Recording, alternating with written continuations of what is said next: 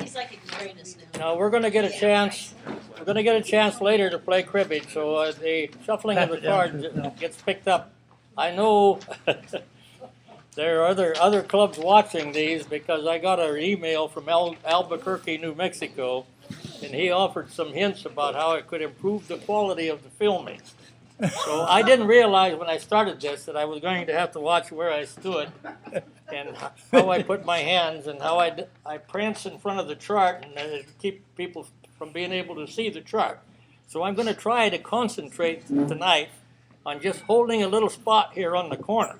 We should mark it. And it's possible before 90 minutes is up, I may have to ask one of you to come up and hold me by the elbow, because I don't know, that'd be an awful lot of energy to store up for 90 minutes when I'm used to moving back and forth.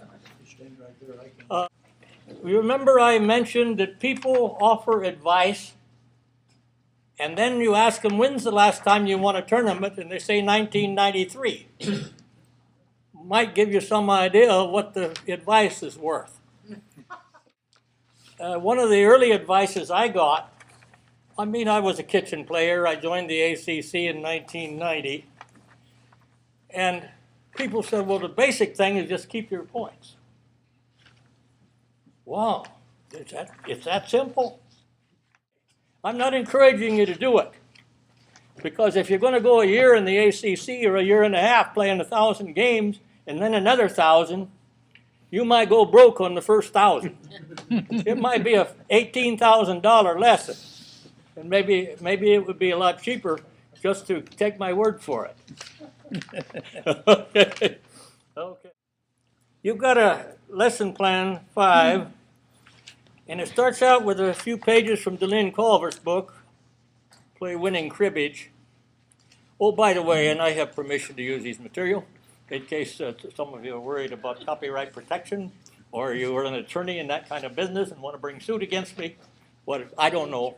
So, but, as Donald Smith pointed out to me earlier tonight, there's one of your lesson plans that say that there's a correct way and an incorrect way.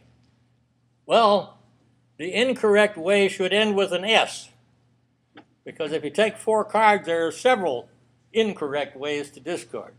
Several incorrect ways to pay. So, and generally there's one correct way.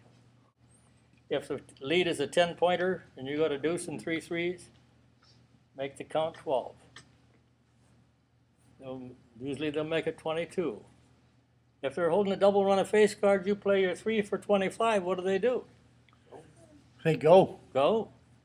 So you play a 3 for 28, take your pair. I see people every week miss the pair. Take your pair, and then just quietly. Oh, and nobody can do it quietly. I mean, 31 for 8! But it is nice if you can do it with some grace. Really nice. I mean, after you hooked them for the pair, you ought to kind of ease into the next one, shouldn't you? Just a little. Okay. Now.